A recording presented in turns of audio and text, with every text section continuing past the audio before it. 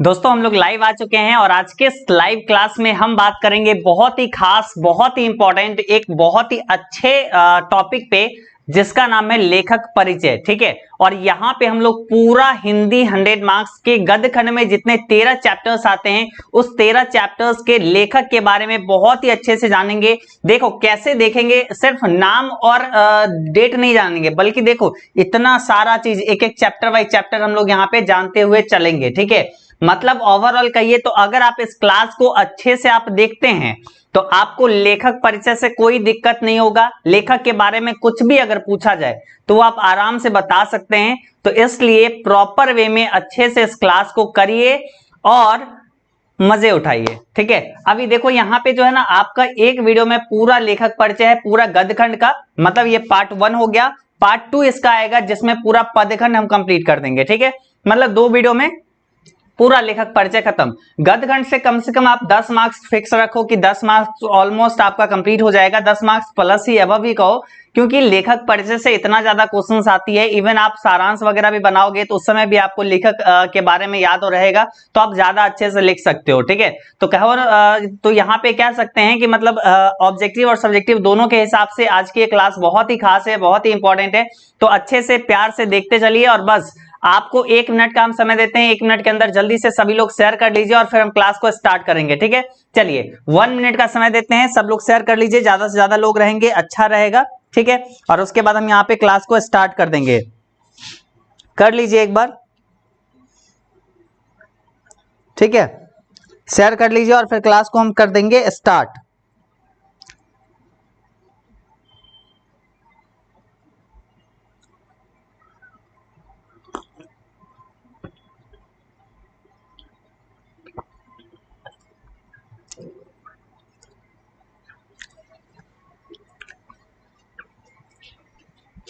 ठीक है, तो स्टार्ट कर दे। सब लोग रेडी हैं?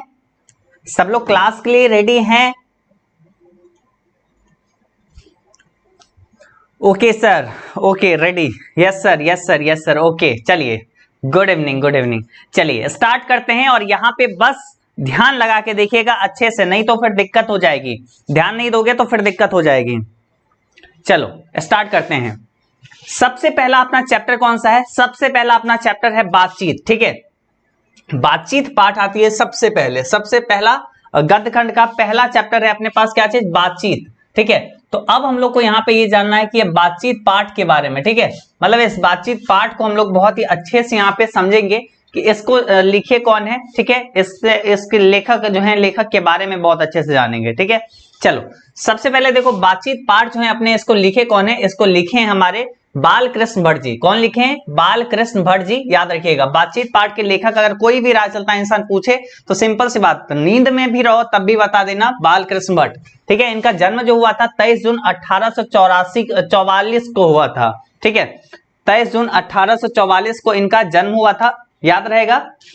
ठीक है, और वही इनका निधन जो हुआ था 20 जुलाई 1914 का हुआ था। ठीक है, याद रखिएगा, 23 जून 1844, 20 जुलाई 1914 को इनका निधन हुआ था। ठीक है, निवास स्थान देखिए इनका कहां पे था? इलाहाबाद, उत्तर प्रदेश। ठीक है, इलाहाबाद का अब नाम चेंज होकर क्या हो गया? ये प्रयागराज हो गया, प्रयागराज। ठीक है, तो ऑप्शन में इलाहाबाद की जगह पे प्रयागराज रह सकती है, तो ये आप ध्यान में रखिएगा। माता पिता इनके कौन थे? माता का नाम था पार्वती देवी और पिता का नाम जो है बेनी प्रसाद भट्ट थे, जो एक व्यापारी थे। ठीक है, और इनके माँ जो है वो गृहिणी थी, घर का कामकाज संभालती थी। ठीक है, तो अब इनके कुछ रचनाओं के बारे में जानिए बालकृष्ण भट्ट जी का। तो इनका देखो उपन्यास में अगर बात करो तो रहस्य कथा, नूतन ब्रह्मचारी, 100 अजान एक सुजान, गुप्त बैरी, रसताल यात्रा, हमारी घड़ी, सदभाव का अभाव, ये कुछ इनके उपन्यास हैं। ठीक है, इनके कुछ उपन्यास हैं इंपॉर्टेंट। ठीक है, उसके बाद देखो नाटक में अगर बात करोगे तो पद्मावती, शिशुपाल वध, दमयंती स्वयंवर, शिक्षादान, एक रोगी और एक वैद्य, रेल का विकट खेल आदि। तो ये कुछ इनकी रचनाएं हैं जिसको आप याद रख सकते हैं। ठीक है, जिसको आप याद रख सकते हैं। ठीक, क्लियर है? कोई दिक्कत कहीं से? किसी को कोई प्रॉब्लम तो बोलिए। किसी को कोई प्रॉब्लम है, कोई दिक्कत है इस चैप्टर में तो बोलिए। आपका पहला चैप्टर कंप्लीट बोल सकते हैं, हम बोल सकते हैं कि पहला चैप्टर कंप्लीट। अब दूसरा चैप्टर की तरफ चले। देखो बाबू, बहुत इंपॉर्टेंट क्लास है, इसलिए प्लीज आप लोग एक बार शेयर कर लीजिए ताकि ज्यादा से ज्यादा लोग आ जाए। इस क्लास को बनाने में बहुत मेहनत ऑब्वियसली, मतलब इसको तैयार करने में लगी है। सबसे पहले आप खुद ही सोचो, इसको तैयार करने में कितना मेहनत लगा होगा, सबको एक साथ करना, उसके बाद एक मिस्टेक नहीं हो, इसके लिए सब कुछ आपको प्रॉपर वे में देना, वो कितना एक डिफिकल्ट काम है। तो ये भी है, थोड़ा सा शेयर वगैरह कर लीजिए, ज्यादा से ज्यादा लोग रहेंगे अच्छा भी लगेगा, पूरा एनर्जेटिक होके हम भी पढ़ा सकते हैं, आप भी पढ़ सकते हो। ठीक है, चलो पहला चैप्टर अपना क्लियर। चलो दूसरा चैप्टर की तरफ चलते हैं। दूसरा चैप्टर अपना क्या है? दूसरा चैप्टर है उसने कहा था। क्या है? उसने कहा था। तो उसने कहा था कि लेखक कौन हो जाएंगे, इसको लिखे कौन है, इस कहानी के कहानीकार कौन है? तो इसके कहानीकार हैं हमारे चंद्रधर शर्मा गुलेरी जी। कौन है? चंद्रधर शर्मा गुलेरी जी। कभी कभी ऑप्शन में सिर्फ गुलेरी रह सकता है, ठीक है, सिर्फ गुलेरी भी रहता है, तो आप याद रखिएगा कि गुलेरी जी लिखे हैं उसने कहा था। गुलेरी जी का पूरा नाम है चंद्रधर शर्मा गुलेरी। ठीक है, देखिए इनका जन्म हुआ था 7 जुलाई 1883 को। कहां पे? जयपुर राजस्थान में। अगर कोई पूछे कि चंद्रधर शर्मा गुलेरी का जो है जन्म स्थान कौन सा है, तो सीधा सीधा बोलिएगा जयपुर राजस्थान। ठीक है, निधन जो इनका हुआ था 12 सितंबर 1922 को। ठीक है, 12 सितंबर 1922 को। आप अपने कॉपी में भी चाहेंगे तो इस सब को लिखते हुए चल सकते हैं। ठीक है, लिखते हुए चल सकते हैं, क्योंकि ये सब बहुत अच्छे से प्रॉपर वे में हम यहाँ पे लिख दिए हैं। ठीक, चलो मूल निवास, ये कहाँ मूल निवास इनका कौन सा था, कहाँ ये बेसिकली रहा करते थे? जन्म तो इनका जयपुर में हुआ था। कहाँ पे? जयपुर कहाँ है? राजस्थान में है। ठीक है, और जयपुर को पिंक हाँ, जयपुर को ही पिंक सिटी कहा जाता है ना, गुलाबी शहर। देखो मूल निवास जो है ये कहाँ के थे? मूल निवासी थे गुलेर नामक ग्राम में। ठीक है, जिला था कांगड़ा, हिमाचल प्रदेश में। ठीक है, मतलब ये इनका जन्म जो हुआ था वो राजस्थान में हुआ था, लेकिन ये रहते थे हिमाचल प्रदेश में। ठीक है, हिमाचल प्रदेश में ये रहते थे। पिता जो इनके थे पंडित शिवराम थे। पिताजी का नाम याद रखिएगा, पंडित शिवराम। ठीक है, रचनाएं में अगर कहानियां की बात करें तो सुखमय जीवन, बुद्ध का कांटा और उसने कहा था, ये कुछ इंपॉर्टेंट है। निबंध में बात करोगे तो कछुआ धर्म, पुरानी हिंदी, भारतवर्ष, संस्कृत की टिप्पणी और उसके बाद देवना प्रिय। तो ये यहाँ पे कुछ इंपॉर्टेंट जो है यहाँ पे इनकी निबंध लेखन है। ठीक है, ठीक, चलो तो बोल सकते हैं दूसरा चैप्टर भी क्लियर, बोल सकते हैं दूसरा चैप्टर भी क्लियर, बोलिए दूसरा चैप्टर भी अपना क्लियर बोल सकते हैं। तीसरे चैप्टर की तरफ चले तो अपना यहाँ पे हिंदी 100 मार्क्स का, ठीक है, गद्यखंड का प्रॉपर वे में अगर बात करोगे तो इस तरीके से इतना सारा चीज आप याद रखोगे तो आपको कोई प्रकार की दिक्कत, कहीं से कुछ भी में दिक्कत नहीं होगी। लेखक के बारे में बिहार बोर्ड में सबसे ज्यादा पूछा जाता है। ठीक है, सबसे ज्यादा पूछा जाता है, और वही चीज हम आपको यहाँ पे लेखक के बारे में सारा चीज दे रहे हैं। ठीक है, और लेखक का सम्मान के ऊपर कौन कौन से सम्मान इनको, इन सबको लेखक को मिला है, इसके बारे में भी अलग से हम वीडियो लाएंगे, तो मतलब वो भी क्लियर हो जाएगा। ठीक है, हमें ख्याल है कि क्या चीज छूट रहा है, क्या चीज मिल रहा है, सब चीज का ख्याल है। ठीक है, चलो तीसरा चैप्टर की तरफ चलते हैं। गद्यखंड का तीसरा चैप्टर संपूर्ण क्रांति। तो देखो संपूर्ण क्रांति एक संभाषण है, मतलब ये भाषण जो है उसको लिखा गया है। ठीक है, तो संपूर्ण क्रांति को भाषण कौन दिए थे? ये भाषण दिए थे जयप्रकाश नारायण। तो पूछा जाएगा संपूर्ण क्रांति के लेखक, तो जयप्रकाश नारायण बोल देना। ठीक है, और यहाँ पे इनका जन्म जो हुआ था 11 अक्टूबर 1902 को। कहाँ पे? सिताब दियारा गांव में। ठीक है, इनका निधन जो हुआ था 8 अक्टूबर 1979 को। ठीक है, 8 अक्टूबर 1979 को इनका निधन हुआ था। तो ये दो डेट आप अच्छे से याद रख लीजिएगा। ठीक, पुकार का नाम जो है बचपन में बाउल था, मतलब इनको बचपन में बाउल करके बुलाया जाता है। ये भी बहुत इंपॉर्टेंट है, इससे भी बोर्ड एग्जाम में जो है ना ये क्वेश्चन पूछा जाता है कि बचपन में इन्हें क्या नाम से पुकारा जाता था, या बचपन में इनका नाम क्या था। ठीक है, तो बाउल याद रखिएगा। बड़े होने पर जेपी नाम से प्रसिद्ध हुए। ठीक है, जेपी इनका शॉर्ट फॉर्म हुआ, जयप्रकाश तो नारायण है तो जेपी इनको शॉर्ट फॉर्म में सब लोग बोलने लगे, तो जेपी नाम से प्रसिद्ध हुई। और अपनी जन पक्षधरता के लिए जो है लोक नायक के रूप में प्रसिद्ध हुए, मतलब ये जनता का जो पक्ष एकदम रखते थे अच्छे से, इसलिए इन्हें लोक नायक कहा गया। ठीक है, तो यहाँ पे इनको बाउल कह के बुलाते थे, फिर जेपी नाम से प्रसिद्ध हुए और फिर लोक नायक। ठीक है, लोक नायक जयप्रकाश नारायण इनको कहा जाने लगा। इनके माता और पिता का नाम क्या था? तो माता थे फूल रानी और पिता जो है हर्षु दयाल। ठीक है, बहुत इंपॉर्टेंट है ये क्वेश्चन ना, बार बार बनती है। ठीक है। माता का नाम जो है फूल रानी है और पिता का नाम हरसु दयाल है और पत्नी जो है प्रभावती देवी है। पत्नी कौन है? जयप्रकाश नारायण की प्रभावती देवी, ठीक है। और इनकी कृतियां में बात करें तो एक कृति आप याद रखिएगा, रिकंस्ट्रक्शन ऑफ इंडियन पॉलिटी, बहुत ज्यादा ये इंपॉर्टेंट है, ठीक है, ये बहुत ज्यादा इंपॉर्टेंट है। रिकंस्ट्रक्शन ऑफ इंडियन पॉलिटी इनकी एक कृति है जिसको आप अच्छे से याद रखिएगा, ठीक है। क्लियर है? सब क्लियर? कोई प्रकार की दिक्कत? श्योर ये क्लास रिकॉर्डेड है सर, लाइव चैट देख नहीं रहे नहीं नहीं, ये क्लास लाइव है। देखो ऐसा नहीं है कि कभी कभी हम कमेंट या चैट नहीं देखते हैं तो इसका ये मतलब नहीं है कि मतलब हम रिकॉर्डेड क्लास दे रहे हैं, ठीक है। लाइव क्लासेस है, जो भी दिक्कत होगी, जो भी चीज होगा आप लोग पूछते चलिए, ठीक है। ठीक, स्क्रीनशॉट लेना है ले लीजिए।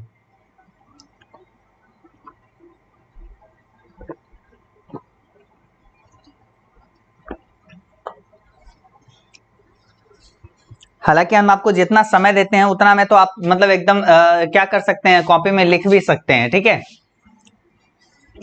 चलिए आगे बढ़ते हैं हम लोग यहाँ पे चौथा चैप्टर देखते हैं। गद्य खंड का यहाँ पे चौथा चैप्टर है अर्धनारीश्वर, ठीक है। अर्धनारीश्वर यहाँ पे चौथा चैप्टर है, जिसको लिखे कौन है? अर्धनारीश्वर को इसको लिखे हैं कौन? रामधारी सिंह दिनकर, ठीक है। इनको दिनकर के नाम से पुकारा जाता है, ठीक है, रामधारी सिंह, ठीक है, दिनकर। अभी देखिए इनका जन्म जो हुआ था वो हुआ था 23 सितंबर 1908 को, निधन जो हुआ था 24 अप्रैल 1974 को, ठीक है। ये दो डेट आप लिख लीजिएगा, अच्छे से याद कर लीजिएगा।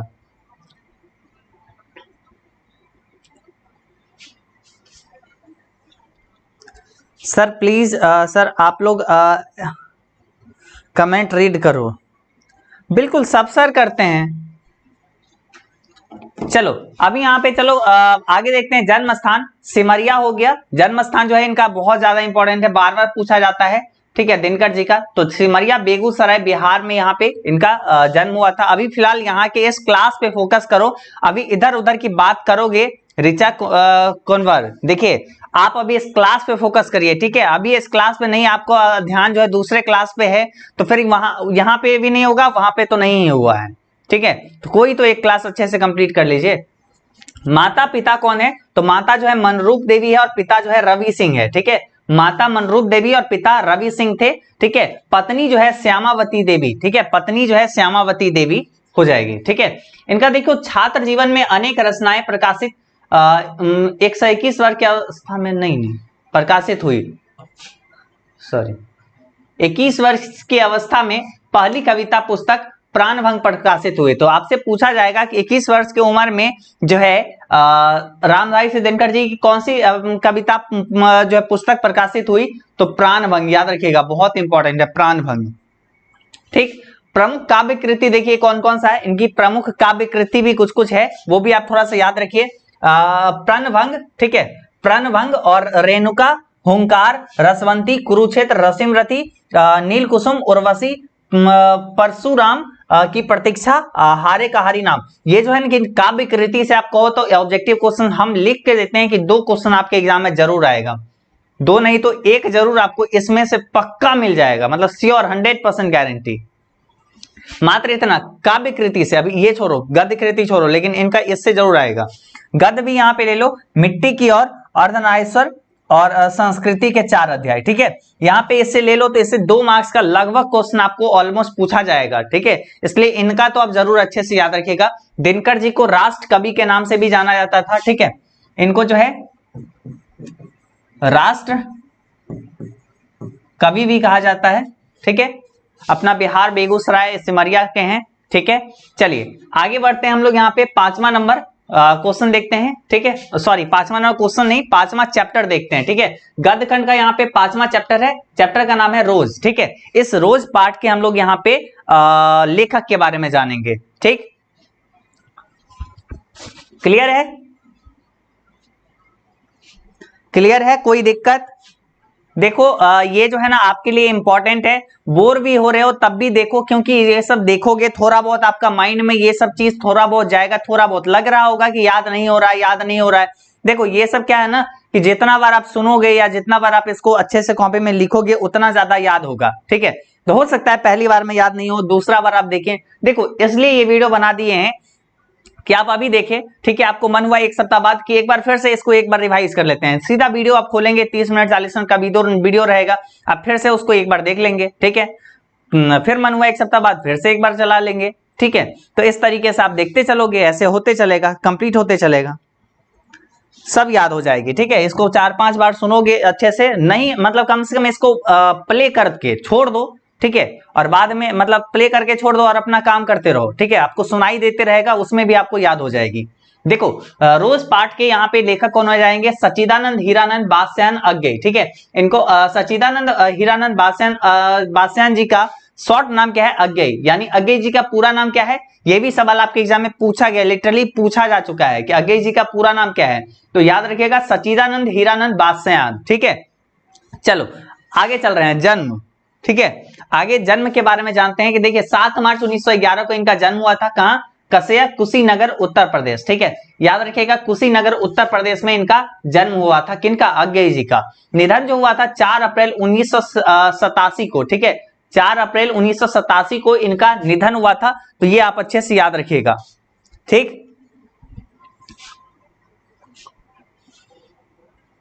देखो अभी फिलहाल के लिए आप यहाँ के क्लास पे फोकस करो, लास्ट में बात कर लेंगे कुछ और चीज के बारे में, अगर बात करनी है ऐप पर क्या चल रहा है, ऐप पर क्या चल रहा है, अभी आप इस क्लास पे तो फोकस करो। हम इस वीडियो को ऑब्वियसली एक बेहतरीन बनाना चाहते हैं, लेकिन नहीं, तुम लोग को कुछ और ही पूछना है अभी, तो इस पे फोकस कर लो, इस क्लास को कंप्लीट कर लो, ठीक है। मूल निवासी ये थे करतारपुर पंजाब के, ठीक है, जन्म तो इनका हुआ था कसिया कुशीनगर उत्तर प्रदेश में, और इनका ये मूल निवासी कहाँ के थे, ये मूल निवासी थे करतारपुर के, कहाँ के, करतारपुर पंजाब के।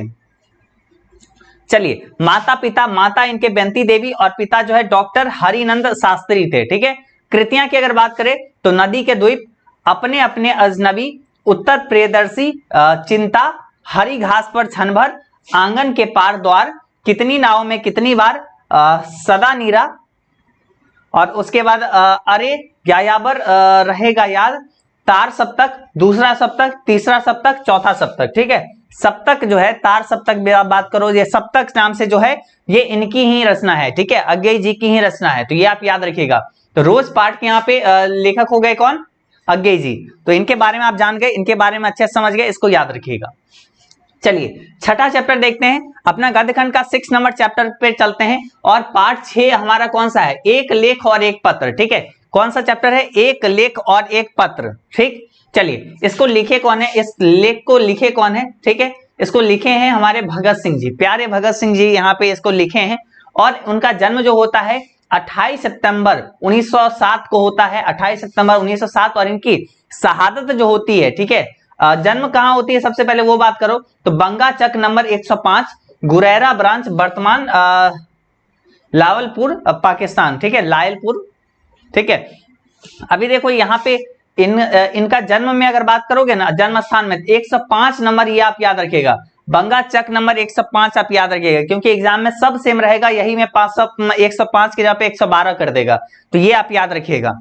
चलिए अभी देखिए इनका शहादत जो हुआ था 23 मार्च 1931 को शाम में कब 7:33 पर लाहौर षड्यंत्र केस में फांसी, ठीक है, तो इनको फांसी दे दिया गया था अंग्रेज सरकार की तरफ से, एक्चुअली लाहौर षड्यंत्र केस में ये फंसे हुए थे, तो 23 मार्च 1931 को शाम 7:33 में, ठीक। चलिए आगे बढ़ते हैं, पैतृक गांव जो है इनका, देखिए कितना कम उम्र में इनको फांसी दे दिया गया, पैतृक गांव जो है खटकर कला पंजाब है, ठीक है, मतलब इनका जन्म जो हुआ था वो बंगा चक नंबर 105 गुरेरा ब्रांच में हुआ था, वर्तमान में पाकिस्तान में, लेकिन इनका पैतृक गांव, पिता का गांव जो है वो है खटकर कला पंजाब, ठीक है। माता की अगर बात करें तो वो है विद्यावती, एवं पिता की अगर बात करें तो सरदार किशन सिंह है, ठीक है। तो भगत सिंह के पिता कौन है, तो सरदार किशन सिंह। देखो एक नॉलेज आपको मिला ना, कि कोई भी आपसे किसी से पूछोगे ना भगत सिंह के पिता कौन है, तो आप ज्यादा चांस है वो नहीं बताएगा, लेकिन आप याद रखिएगा सरदार किशन सिंह, ठीक है। इनकी 4 पुस्तकें, इसके बारे में बिहार बोर्ड अक्सर पूछता है, ठीक है, इसलिए हम यहाँ पे इसको इंक्लूड किए हैं। इनके 4 पुस्तकें, ठीक है, 4 पुस्तकें भगत सिंह के द्वारा लिखी बताई जाती है, जो अप्राप्य है, मतलब ऐसा माना जाता है कि ये 4 पुस्तक ना भगत सिंह जी ही लिखे हैं, जो अभी तक मिला ही नहीं है, अभी तक हम लोग को प्राप्त ही नहीं हुआ है, इसके बारे में जानकारी ही नहीं मिला है, सिर्फ हम ही लोग को नहीं, मतलब सिर्फ हमें यहाँ पे नहीं बल्कि सभी लोगों में से, ठीक है, मतलब अभी तक किसी को भी नहीं मिला है ये बुक। कौन है? समाजवाद का आदर्श पहला, दूसरा है आत्मकथा, तीसरा है भारत के क्रांतिकारी आंदोलन का इतिहास, और चौथा है मौत के दरवाजे। ठीक है, तो 1, 2, 3 और 4, यहाँ पे ये 4 जो है ना आपको पुस्तक मतलब अभी ऐसा है कि जो अभी तक मिला नहीं है। निश्चित रूप से ये मौत के दरवाजे ये सब में ये अपने बारे में लिखे होंगे, ठीक है, आत्मकथा में ये अपने बारे में ही अच्छे से लिखे होंगे ना। तो देखिए ऐसी ऐसी पुस्तकें जो ये महान लोग सब लिख के गए और वो सब मिलता नहीं है, ठीक है, ये सब ये बुक मिला ही नहीं है अभी तक। चलो आगे बढ़ते हैं, 7वां चैप्टर की तरफ चलते हैं, ठीक है, 7 नंबर चैप्टर। ठीक है, क्लियर है, समझ में आ रहा है? बोलिए, सब कुछ क्लियर है? आगे बढ़ते चले।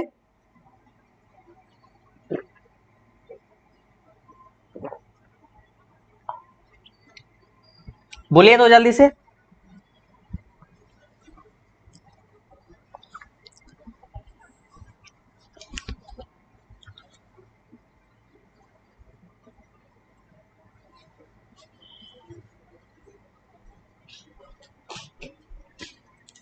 चलिए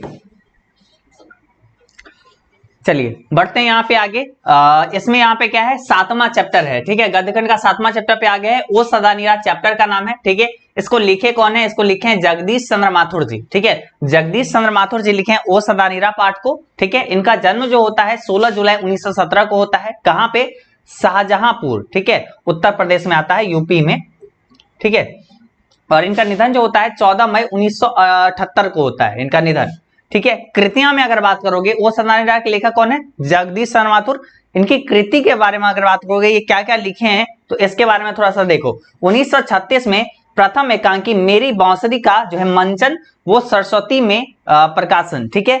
5 एकांकी नाटक का संग्रह भोर का तारा में 1946 में प्रकाशित, ठीक है।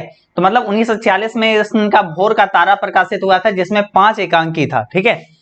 इसके बाद ओ मेरे सपने, मेरे श्रेष्ठ रंग एकांकी, कोणार्क, बंदी, सर्दियां, पहला राजा, दशरथ नंदन, कुंवर सिंह की टेक और गगन सवारी, ठीक है।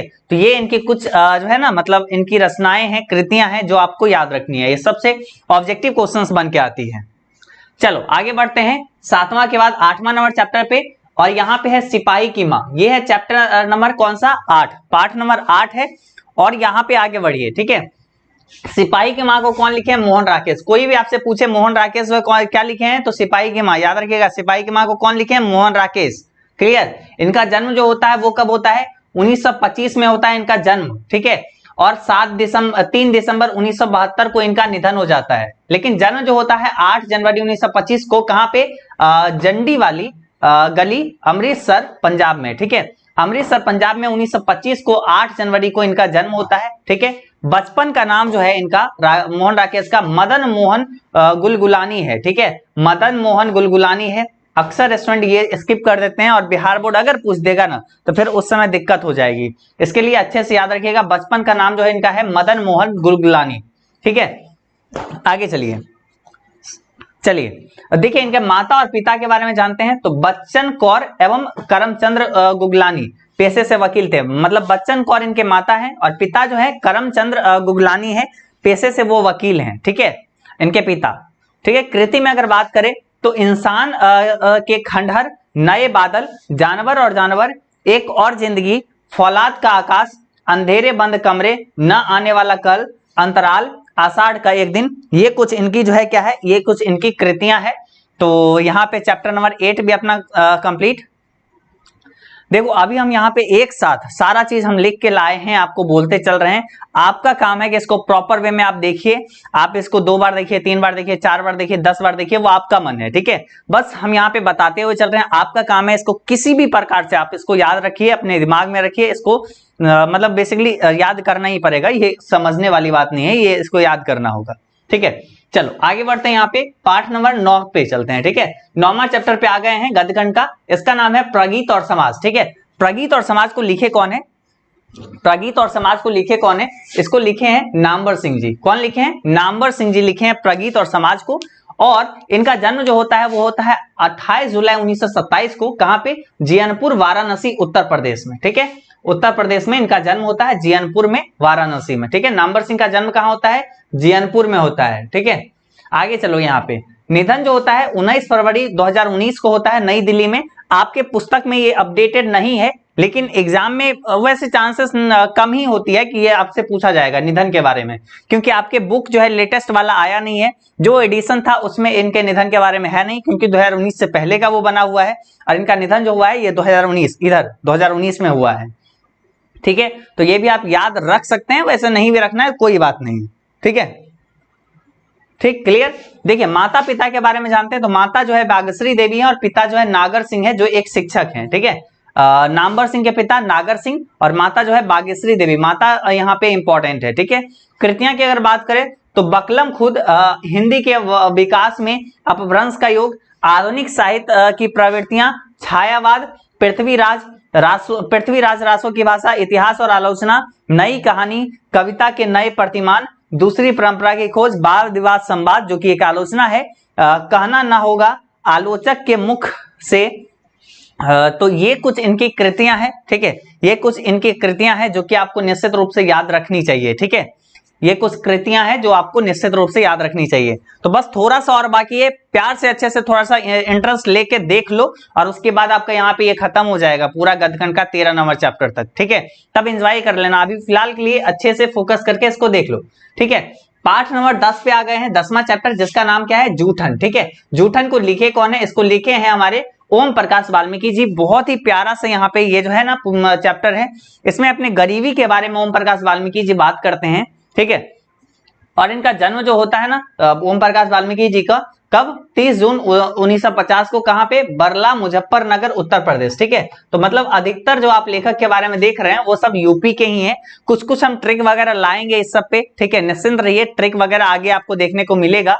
निधन की अगर बात करें, ठीक है, निधन जो इनका कब हुआ था? तो ये हुआ था 17 नवंबर 2013 को। ठीक है, माता पिता कौन है? माता है मकुंदी देवी। ठीक है, मकुंदी देवी, और पिता है छोटन लाल। ठीक है, तो माता और पिता, हालांकि मतलब ये अभी तक पूछा नहीं गया है, लेकिन कोई ठीक नहीं है ना, कुछ भी बन के आ सकती है, याद रख सकते हैं। कृतियां में जूठन आत्मकथा, ये जो आप चैप्टर पढ़ रहे हैं ये लेखक अपने बारे में लिखे हैं, आत्मकथा है।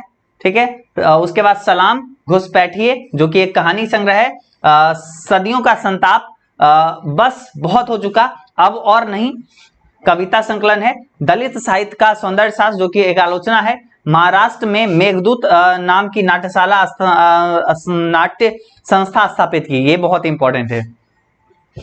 ठीक है, ये बहुत ज्यादा इंपॉर्टेंट है, याद रखिएगा। कहां पे पूछा जाएगा? मेघदूत नामक नाट्यशाला कहां स्थापित किया गया है? तो महाराष्ट्र में। किसके द्वारा स्थापित किया गया? ओम प्रकाश वाल्मीकि के द्वारा। ओम प्रकाश वाल्मीकि जी क्या लिखे हैं? जूठन को लिखे हैं। ओम प्रकाश वाल्मीकि जी का जन्म कब हुआ? 30 जून 1950 को। कहां पे? मुजफ्फरनगर, उत्तर प्रदेश। कहां? बरला में। ठीक है, निधन इनका 17 नवंबर 2013 का हुआ है, और माता पिता इनका जो है यहाँ पे दिया गया, मुकुंदी और छोटे लाल। ठीक है, चलो पाठ नंबर 11 पे बढ़ते हैं। पाठ नंबर 11 देखते हैं। ठीक है, ठीक, क्लियर। पाठ नंबर 11 देखते हैं, और यहाँ पे है हंसते हुए मेरा अकेलापन। ठीक है, हंसते हुए मेरा अकेलापन, इसके लेखक कौन आएंगे?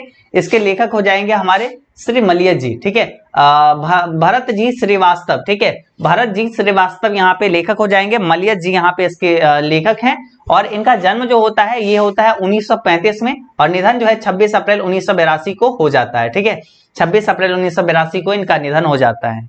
ठीक, चलिए, ठीक है, क्लियर है? क्लियर है? कोई दिक्कत? कोई दिक्कत किसी को? कोई दिक्कत है तो बोलो।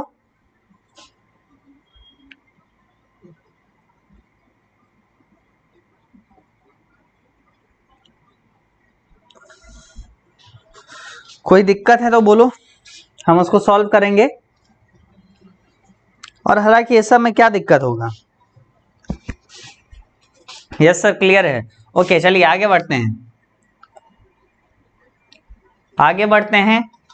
ठीक, इनका जन्म जो हुआ था, मलिया जी हंसते हुए मेरा अकेलापन, बहुत ही प्यारा सा नाम है। देखो, हंसते हुए मेरा अकेलापन, मतलब अकेलापन भी मतलब एक ऐसी हंसी है। तो वो अकेलापन के बारे में बात की है। मलय जी यहाँ पे इसको लिखे हैं। भरत जी श्रीवास्तव इनका पूरा वास्तविक नाम है। जन्म इनका 1935 में होता है। निधन 26 अप्रैल 1982 को होता है। जन्म स्थान जो है महुई आजमगढ़ उत्तर प्रदेश, ठीक है, यूपी में ही इनका भी जन्म हुआ है, ठीक है। माता पिता देखिए प्रभावती एवं त्रिलोकी नाथ वर्मा है, ठीक है, त्रिलोकीनाथ वर्मा है, ठीक। देखिए कृतियां में अगर बात करोगे तो जख्म पर धूल, अपने होने को अप्रकाशित करता हुआ। फिर अगर आलोचना में बात करोगे कविता से साक्षात्कार, संवाद और एकालाप, ठीक है, रामचंद्र शुक्ल। तो यहाँ पे ये कुछ यहाँ पे कृतियां और आलोचना लिखे हैं और इनके बारे में कुछ यहाँ पे अच्छे से देखे हैं। चलो बोलते हैं नाम ही अच्छा है, बाकी चैप्टर बोरिंग है। देखो हो सकता है, लेकिन यहाँ पे चैप्टर का नाम बहुत इंटरेस्टिंग है। और देखो अच्छे से बस पढ़ोगे ना तो सब इंटरेस्टिंग बन जाता है, बोरिंग चैप्टर भी इंटरेस्टिंग बन जाता है। मुझे नहीं लगता है कि आप जब इसके सारांश वाला वीडियो हम आपको दिए हैं यूट्यूब पे तो वो थोड़ा भी बोरिंग आपको लगा होगा, ठीक है, उसको जरा सा आप देखिएगा। चलिए अगला यहाँ पे देखते हैं पाठ नंबर 12, ठीक है, त्रिच पाठ को देखते हैं। त्रिच पाठ यहाँ पे कौन लिखे हैं? उदय प्रकाश जी, ठीक है, उदय प्रकाश जी की रचना है त्रिच, ठीक है। उसके बाद देखो 1 जनवरी 1952 को यहाँ पे इनका जन्म होता है। माता पिता ये अभी जीवित हैं, ठीक है, ये अभी जीवित हैं, तो इनका निधन वाला ये सब मत देखना, ठीक है, कि निधन इनका कब हुआ था। तो अभी के लिए तो ये जीवित हैं। 1 जनवरी 1952 को इनका जन्म हुआ था। उसके बाद माता पिता देखो, माता है गंगा देवी और पिता है प्रेम कुमार सिंह, ठीक है, माता गंगा देवी और पिता प्रेम कुमार सिंह। चलो जन्म स्थान में देखो सीतापुर अनूपपुर मध्य प्रदेश, ठीक है, एमपी में, ठीक है, ये यूपी के नहीं है, ये एमपी के हैं। सीतापुर अनूपपुर मध्य प्रदेश में इनका जन्म होता है, ठीक है। और इनकी कृतियां में अगर कहानी की बात करोगे तो दरियाई घोड़ा जो कि बहुत इंपॉर्टेंट है, त्रिच और अंत में प्रार्थना, पॉल गोमरा का स्कूटर, पीली छतरी वाली लड़की, उसके बाद है दत्ताश्रय के दुख, अरेवा परेवा, ये अरेवा परेवा भी इंपॉर्टेंट है।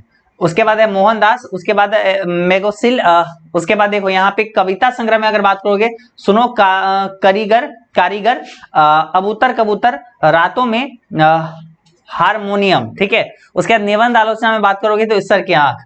तो यहाँ पे कुछ कुछ इंपॉर्टेंट है, वो है दरियाई घोड़ा, उसके बाद यहाँ पे अरेवा परेवा, ठीक है, पीली छतरी वाली लड़की भी आप यहाँ पे याद रख सकते हैं। तो यही कुछ यहाँ पे इंपॉर्टेंट है कृतियां में इनकी, तो ये आप अच्छे से ध्यान में रखिएगा, ठीक है। आगे चलो यहाँ पे, ठीक है, 13 नंबर चैप्टर पे चलते हैं, शिक्षा पाठ, ठीक है, अंतिम चैप्टर है गद्यखंड का जिसका नाम है शिक्षा, ठीक है, ठीक है। चैप्टर नंबर 13, लेखक इसके हो जाएंगे जे कृष्णमूर्ति, मतलब इसके शिक्षा पाठ को लिखे कौन है? जे कृष्णमूर्ति। इनका पूरा नाम क्या है? तो जिद कृष्णमूर्ति, ठीक है। जन्म इनका होता है 12 मई 1895 को। कब होता है? 12 मई 1895 को इनका जन्म होता है। निधन इनका कब होता है? 17 फरवरी 1986 को, ठीक है। तो कैलिफोर्निया में इनका जो है मतलब निधन होता है। जगह वगैरह याद करने की जरूरत नहीं है अभी, निधन वाला इनका स्पेशली, ठीक है। तो ये हो जाती है। जन्म स्थान इनका कौन सा है? मदनपल्ली, ठीक है, मदनपल्ली चित्तूर आंध्र प्रदेश, ठीक है, याद रखिएगा।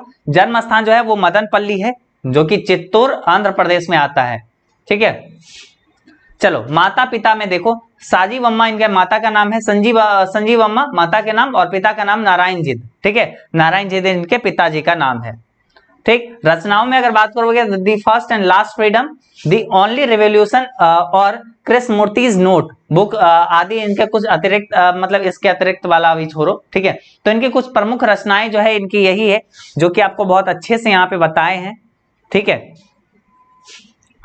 तो ये यहाँ पे आपका ऑलमोस्ट 13 चैप्टर जो है ये आपका क्लियर हो गया होगा, ठीक है। अभी आप इसको क्या कर सकते हो? अभी आप इसको कर क्या सकते हो? देखो इसको याद आप कैसे करोगे? कहोगे भैया आप तो ट्रिक बताए नहीं, आप तो ट्रिक बताए नहीं। देखो यहाँ पे ट्रिक वगैरह बताने से क्या होगा ना कि थोड़ा बहुत आप कहीं ना कहीं कुछ ना कुछ कंफ्यूज करोगे। इसके लिए हम ट्रिक वगैरह जो है ना वो तो आपको अलग से लाएंगे उस सब के लिए, ठीक है, उस सब के लिए निश्चिंत रहिए और मतलब लाएंगे, ठीक है, आराम से। लेकिन सबसे मजेदार सबसे जबरदस्त हम आपको ट्रिक लाएंगे, तब बताएंगे जिस समय आप बहुत अच्छे से एक चैप्टर को अच्छे से याद कर सकते हैं, तब वो ट्रिक हम लाएंगे, नहीं तो नहीं लाएंगे, ठीक है। जैसे समास में आपको इतना जबरदस्त ट्रिक दिए थे उसी प्रकार से ट्रिक के माध्यम से आपको याद करवाएंगे। लेकिन अभी फिलहाल के लिए आपको काम ये है कि कि आप नॉर्मली याद रखो, बिना ट्रिक के याद रहेगा वो ज्यादा अच्छा रहेगा, आप जल्दी आंसर टिक कर सकते हो एग्जाम में, ठीक है। इसके लिए बस आप इसको क्या कर सकते हो, इस क्लास को आप बार बार इसको सुन सकते हो, हर एक सप्ताह में एक दिन संडे को आप टाइम बनाइए, या संडे या सैटरडे या मंडे, कि हमको एक बार अपना जो है इसको देख लेना है, ठीक है। इसको देख लेना, और जब तक याद नहीं हो जाएगी आपको एक एक चीज रटा नहीं जाएगा, तब तक आप इसको प्रैक्टिस में इस वीडियो को देखते चलिएगा और अपना कंप्लीट करते चलिएगा, ठीक है। क्लियर? और बाकी उम्मीद करते हैं आपको ये क्लास अच्छा लगा होगा, पसंद आया होगा, ठीक है। तो आप लोग अच्छे से क्लास इसको देखिए, और बाकी जो है जो भी नए लोग हैं चैनल को सब्सक्राइब कर लीजिए, और भी अपने दोस्तों को बताइए कि यहाँ पे क्लास चलती है, सब लोग को जोड़िए, और ज्यादा से ज्यादा स्टूडेंट रहेंगे अच्छा रहेगा, सब लोग एकदम डेली क्लास करते हुए चलेंगे, ठीक है। बाकी वीडियो अच्छा लगा हो इसको लाइक करिएगा, और साथ ही साथ नीचे आप हमें कमेंट करके जरूर बताइएगा क्लास कैसा लगा, बहुत ही बेसब्री से इंतजार रहेगा, इस पे बहुत काम किए हैं तब जाके ये तैयार किए हैं, ठीक है। चलिए तो क्लास एंड किया जाए। हाँ, बाकी एक और चीज, एक और जानकारी है कि आप लोग का एजुकेशन बाबा ऐप पे ऑफर चल रहा है, तो अभी जाइए डाउनलोड करिए और ऑफर का फायदा उठाइए। इतना भयानक जबरदस्त वाला ऑफर कभी नहीं आता है, वो वाला ऑफर हम आपको दिए हैं, तो जाइए ऐप डाउनलोड करिए और अपना तैयारी शुरू करिए। कोई भी दिक्कत होगी इस 2 नंबर पे आप फोन कर लीजिएगा, ये सबसे इंपॉर्टेंट है, ठीक है, अभी के लिए, ठीक है। चलिए तो अब जाके हम लोग क्लास को करते हैं क्या, एंड, और आपसे फिर अगले दिन मिलेंगे। तब तक आप लोग अच्छे से रक्षाबंधन वगैरह सब लोग मनाइए, और रक्षाबंधन की ढेर सारी शुभकामनाएं। चलिए बाकी अब हम लोग रक्षाबंधन के एक दिन बाद मिलेंगे। धन्यवाद।